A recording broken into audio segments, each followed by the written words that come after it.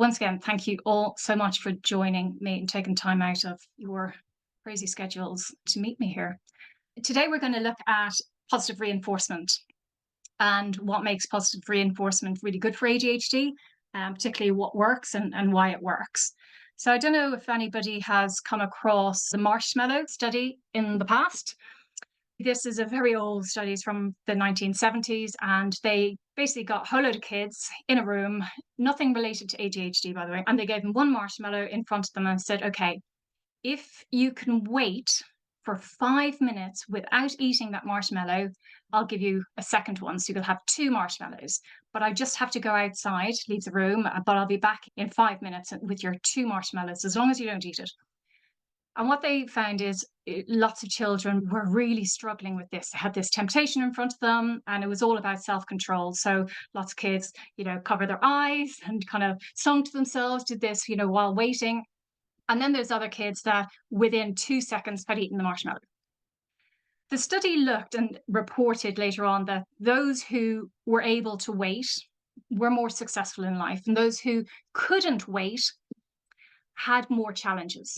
But what they didn't account for and look out for is actually most of these children showed ADHD traits at the time. And that was way before the awareness was out there. And I share this study particularly today, not only because it was quite fascinating and they've redid it many, many, many times, but also about looking at what happens in a child with ADHD and this self-control or delayed gratification in particular. So today we're going to look at particularly reward and punishment sensitivity. We're also going to then look at positive reinforcement and why this is good for ADHD and why it supersedes anything on negative punishment. And then we're going to look at how to apply this, most importantly. It's all very well having the theory, and lots of the information out there online has a lot of theory, but doesn't actually tell you how to do it. So we're going to hopefully do that. So in a nutshell, children with ADHD or ADHD traits are slightly different to their neurotypical peers because they can present more sensitive to rewards or punishments. And that means they can either not resonate with some rewards, or they get very excited about the rewards. And the same with punishment. They may not recognize the punishment, they might be desensitized to it, and equally they might be really sensitive to punishment. So you might think something is a mild punishment and they have taken it well out of context. If you joined me or watched the recordings from week one, we looked at this theory that children with ADHD are estimated to have received over 20,000 corrective or negative comments by the age of 10.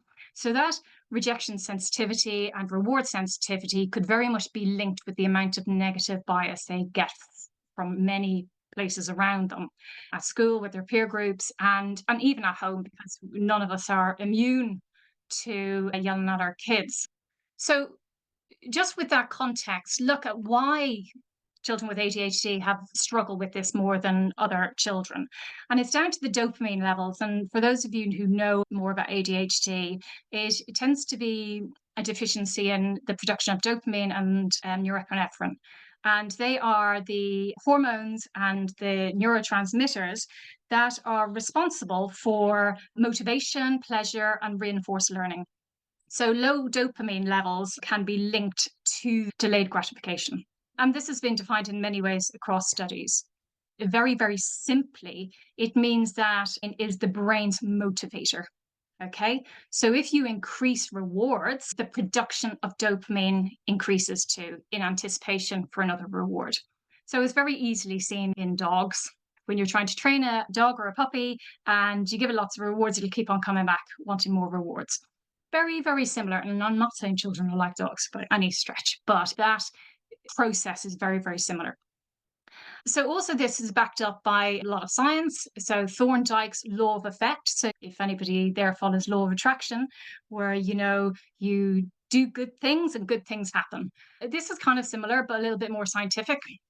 And it looks at behavior. And he states that behavior that is followed by a pleasant or desirable consequence is more likely to be repeated. And behavior that's followed by an undesirable consequence is less likely to be repeated. So, just to kind of deconstruct that for you, I'm going to give you a little bit more science. In psychology, we use something called functional analysis to understand behavior. So, why is it happening? So, we're looking at those triggers. What's happening before the behavior? Where are those triggers? Do they want attention?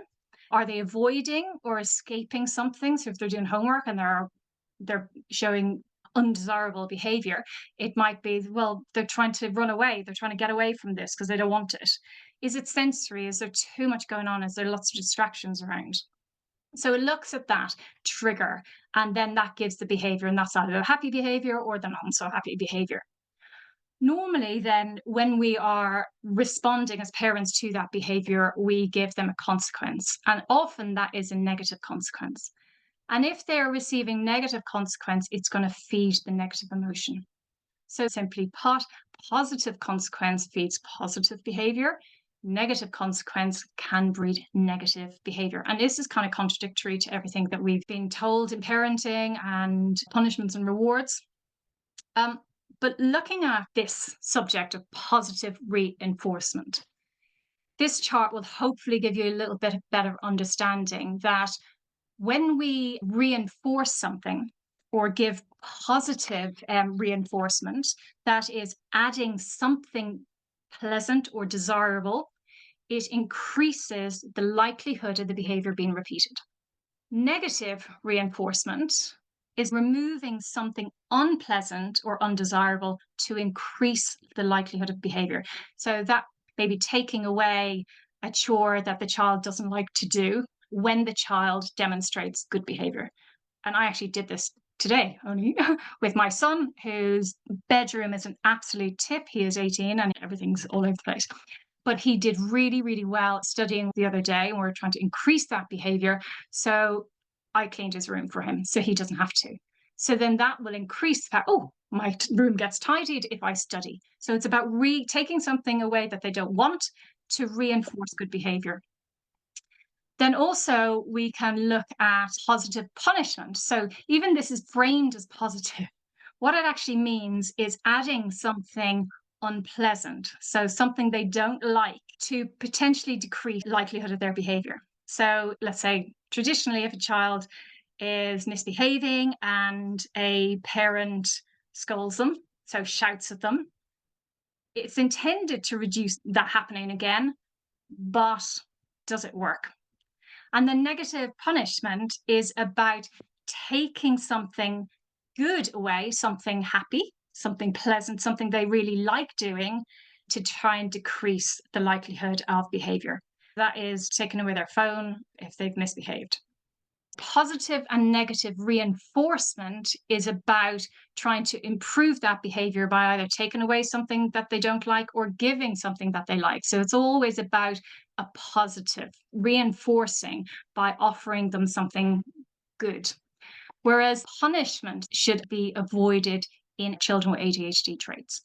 The results are so much better if we look at reinforcing the positive rather than the negative.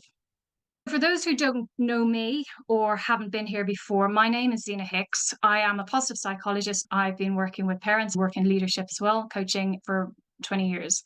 But positive psychology looks at what's right with people and not what's wrong. And I've got two boys with ADHD presenting very, very differently. One combined, one is what used to be ADD, which is attention deficit. And I've been working indirectly with them using positive psychology for many years, and it does work. And so I've now dedicated all my life to this. I'm doing a doctorate on the effectiveness of positive psychology and parenting children with ADHD, and which is why I've set up these sessions to learn what is your lived experience and also to share what I'm discovering, which is really exciting. So here are my top 5 positive reinforcement tips. This will help you get all of that learning and understand, how do I do it? And the first thing I would suggest is to become the detective. And what that means is if you look back at when I spoke about functional analysis to understand behavior. So, why is it happening? What's happening before the behavior? Where are those triggers? So, let's say they are sitting at the table, you're trying to get them to do their homework, they have been using every excuse on the sun, they're getting really irritated, they're complaining about school and why it exists, etc., etc. So we might look at the scene. And last week, if you joined us, we were talking about how not to lose patience with your child. And this feeds into that. Asking yourself the question, pausing, not just reacting on what you see, because there's always something hidden underneath. So, usually, when a situation happens, behavior happens, it can be to do with the environment. And that can be the immediate environment or an environment they've come from. Maybe they've had loads of negative comments at school. And it can also be to do internal states or specific triggers. Are there lots of distractions around? Are you cooking dinner at the same time? Is the child hungry or tired? Do they hear people playing outside? What can I see that's beyond the behavior? Just monitoring it. And it does take a while. But what we're trying to do is uncover what could be happening. And this is particularly good when there's a repeated pattern of behavior.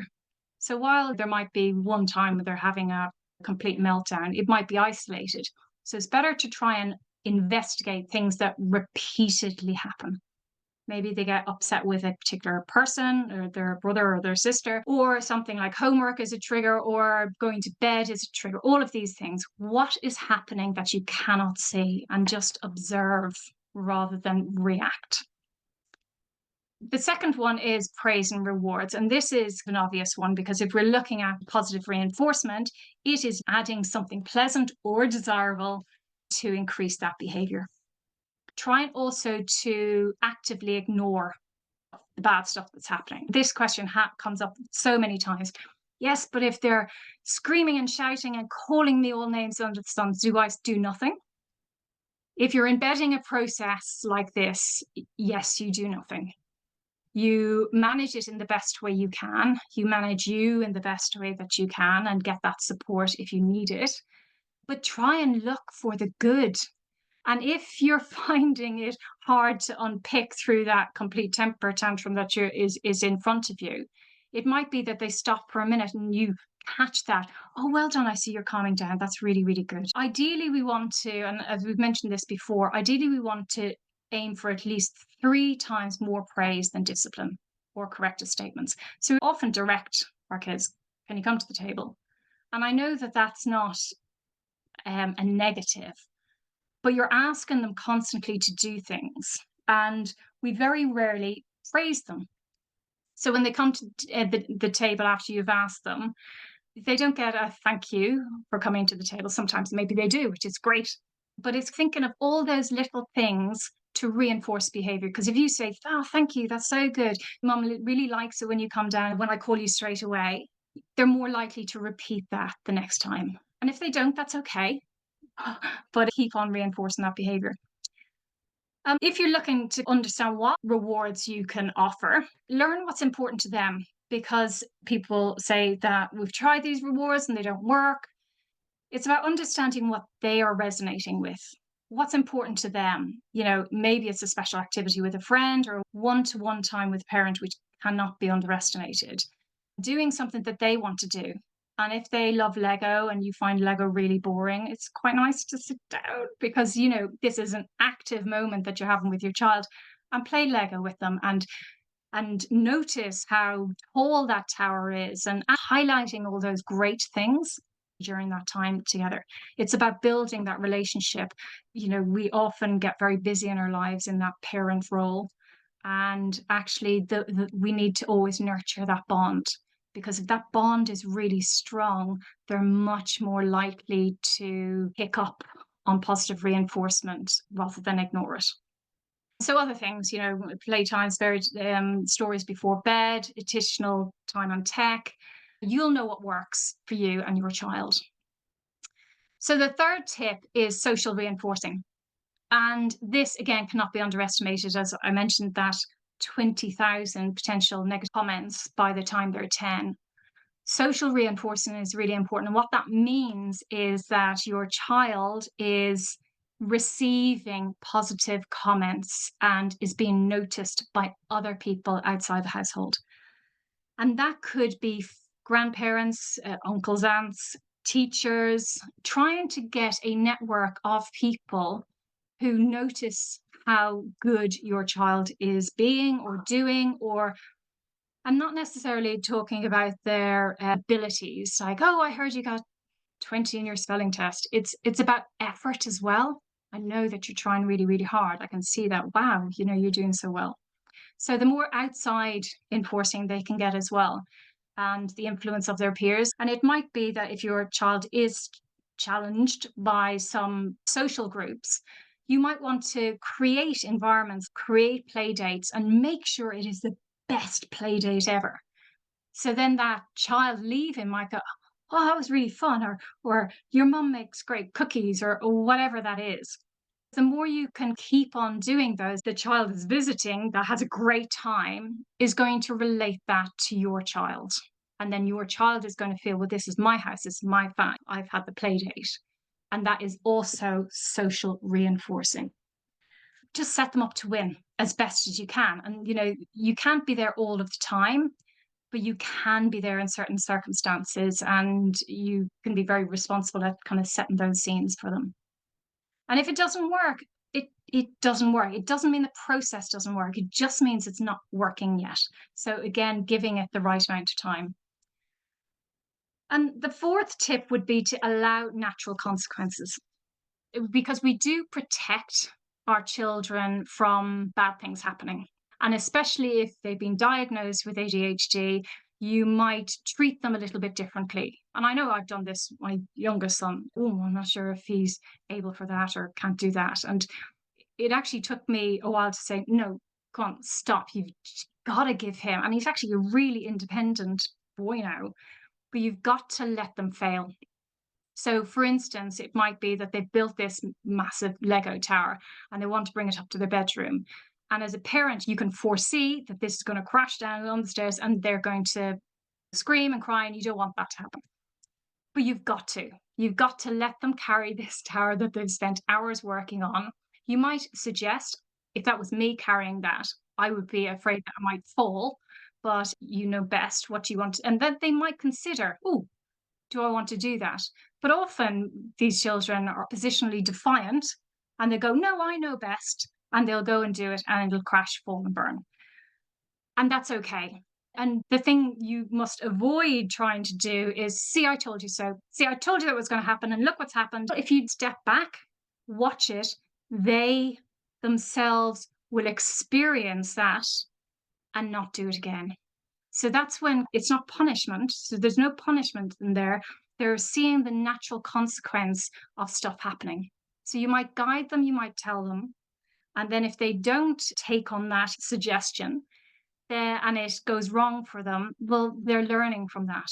And that's a really positive thing. So I know it's hard to see them being so upset, but we've got to allow ourselves as parents to give them that space to learn and feel. And then the final one is stay consistent. And this can be really, really hard, especially when you see things not working.